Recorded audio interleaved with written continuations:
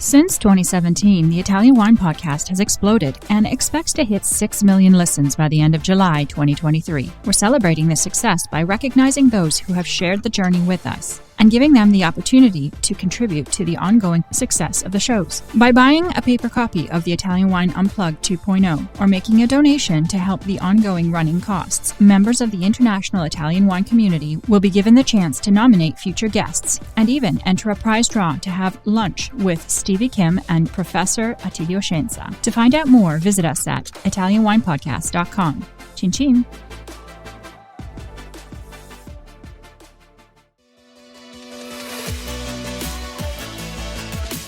For all the super wine geeks out there, we have a special new series dedicated to you. We are reading excerpts from our new edition of Italian Wine Unplugged 2.0. Wine lovers, tune in for your weekly fix only on Italian Wine Podcast. If you want to own a copy of this new must-read Italian wine textbook, just go to Amazon.com or visit us at mamajumboshrimp.com.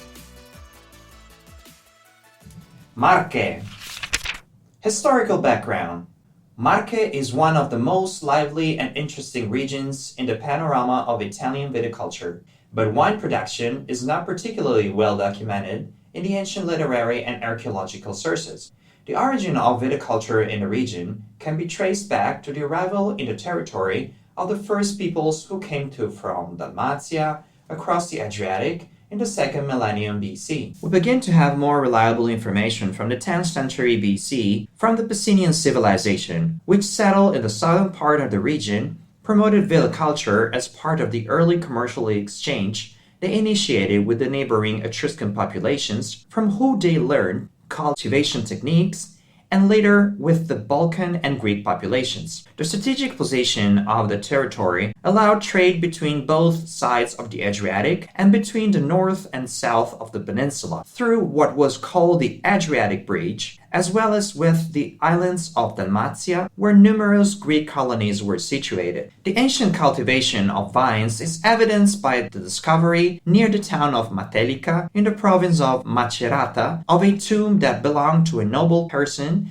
dating back to the 7th or 8th century BC. Among the objects found was a basin containing more than 200 grape seeds of Vitis vinifera. The abundance of seeds suggests that the container held locally produced grape berries. After the Second Punic War, the Roman presence on the western shore of the Adriatic Sea became more important, as demonstrated by the numerous farms where hundreds of vines were cultivated. As Pliny mentions a wine produced in the Ancona area, the Petruziano. Apicius, a well-known gastronome of the time, also mentioned the wine Anconetanum, produced from the grapes of the Elvole vines that were also known as Variane due to the variable color of the bunches. More reliable evidence dates back to Roman times when Piceno, the southern part of the region, was described by Latin geologists such as Columella and Pliny the Elder as an area rich in fertile soil where vines were luxuriant. The latter recounts that Marche was a source of food supplies and generous wines from the Roman legions, which were stationed along the course of the Rhine.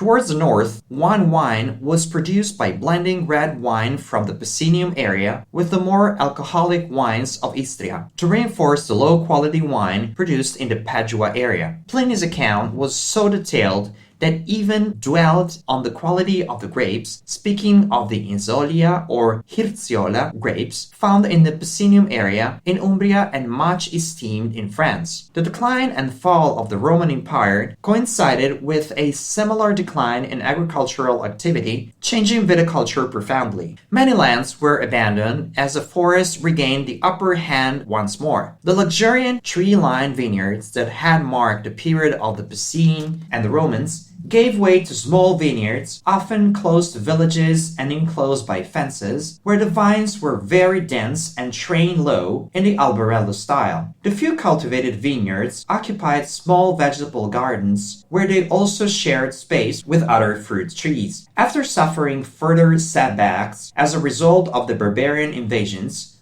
wine growing was partially restored by the Edictum Rotari in 643 the first written codification of Lombard law, which is preserved in the library of the Abbey of St. Gallen in Switzerland, and which also established rules and rights for the protection of vineyards, as well as severe fines for those who harm them. The survival of the region's viticulture also relied on the commendable work of the monastic orders, which, to enable the celebration of Mass, were encouraged to cultivate vineyards wherever the climate permitted. Despite these efforts, vine cultivation still languished for centuries, even though it retained the important symbolic and cultural value it had in the past. Proof of this can be found in numerous ornamental artifacts of religious art of Marche, not least amongst the ancient duomos of Ancona and Tolentino. The various plague epidemics that struck one after the other between the 14th and 15th centuries hit the agrarian population of Marche hard, effectively emptying the countryside and provoking a migratory flow of farmers from the Verona area who settled around the town of Jesi, famous as the birthplace of the Holy Roman Emperor Frederick II. The migrating farmers from Verona brought with them rootstocks of Veronese vines, including the Trebbiano di Soave, which over the centuries was transformed, giving rise to the Verdicchio, known to us today under various appellations. The Renaissance period brought a flourishing new commerce, which also benefited the wine trade, and thanks to the improved economic conditions across certain social classes, renewed interest in wine growing generally.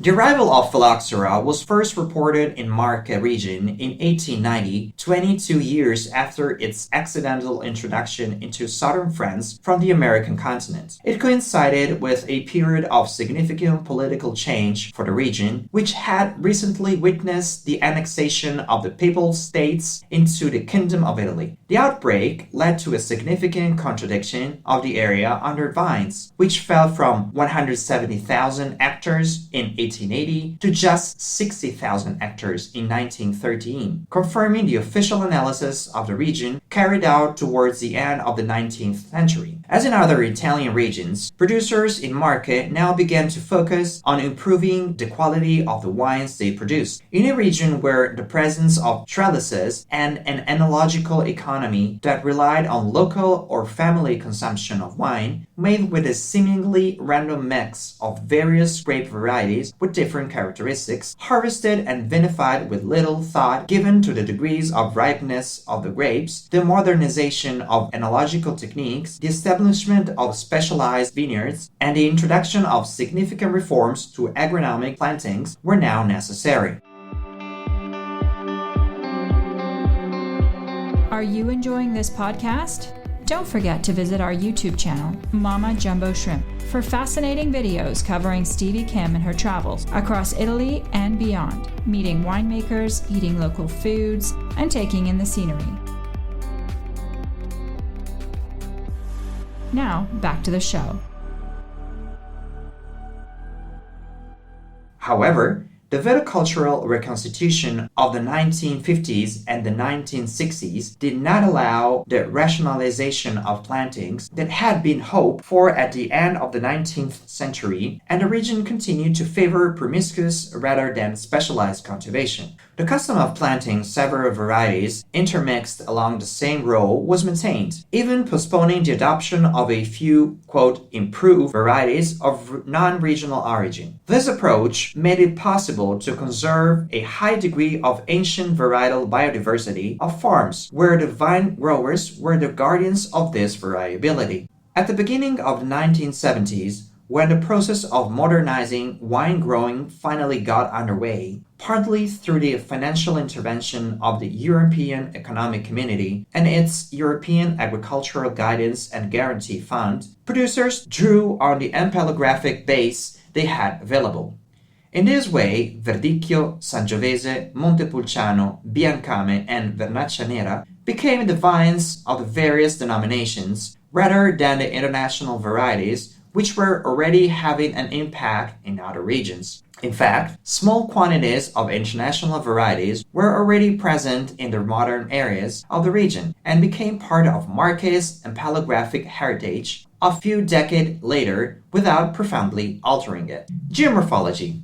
The Marche region is located in the eastern part of central Italy. It borders Emilia-Romagna and the Republic of San Marino to the north, Tuscany to the northwest, Umbria to the west, Lazio to the southwest, Abruzzo to the southeast, and the Adriatic Sea to the east. 30% of the territory is mountainous, 60% is hilly, and the remaining 10% is flat along the coastal strip. The inland areas are characterized by cool summers and harsh winters with frequent snowfall, while north of Ancona, the coastal strip enjoys a subcontinental climate with more distinctly Mediterranean characteristics to the south along the Riviera delle Palme. From a geological point of view, Marche and neighboring Umbria have many similarities, since they are located on the same continental plate, differing only in the position of the mountain ridges, which lie transversely instead of longitudinally,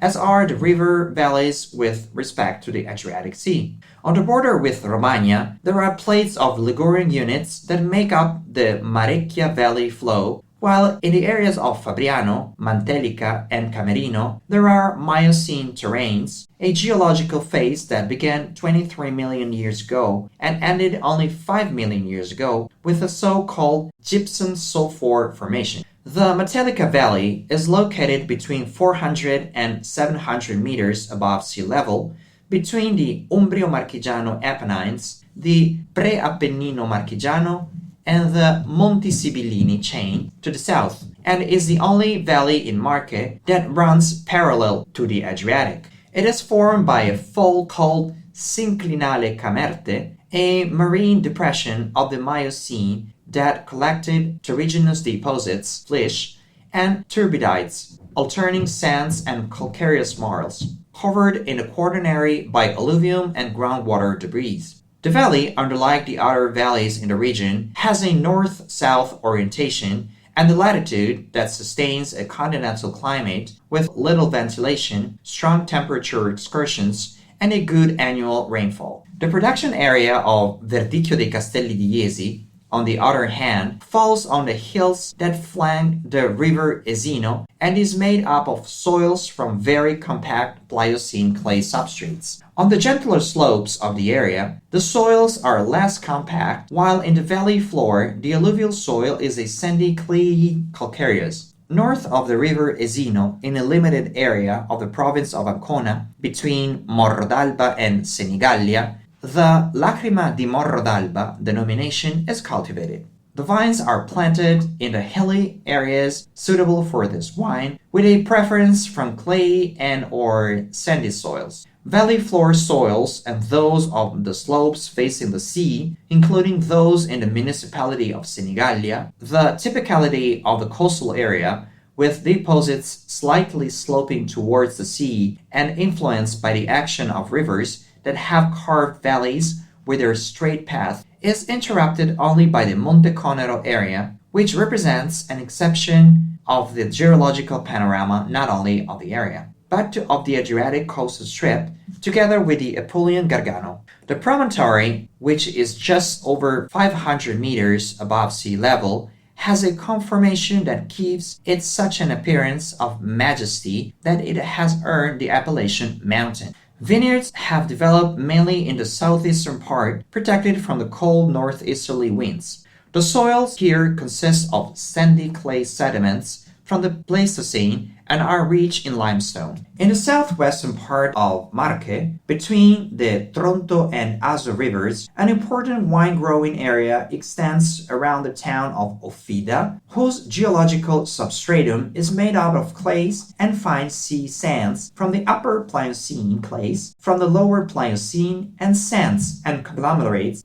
of littoral and continental environment. The widest area in the Marche region is that of Rosso Piceno, which partly encompasses the areas around Offida and partly consists of a clay substrate with only a few sandy intercalations and Pleistocene conglomerates. Finally, we have the production area of Vernaccia di Serra Petrona, located near the town of the same name in the province of Macerata. Here, the hilly and mountainous territory is characterized by steep-sloped valleys. The geological substrate is quite uneven, ranging from calcareous and calcareous marly terrain out of tertiary Mesozoic to marly, arenaceous, and arenaceous terrain of the Miocene. A sparkling red Passito wine made from the native Vernaccia Nera grape variety is also produced here. Listen to the Italian Wine Podcast wherever you get your podcasts. We're on SoundCloud, Apple Podcasts, Spotify, Himalaya FM, and more. Don't forget to subscribe and rate the show. If you enjoy listening, please consider donating through ItalianWinePodcast.com. Any amount helps cover equipment, production, and publication costs. Until next time, cin cin.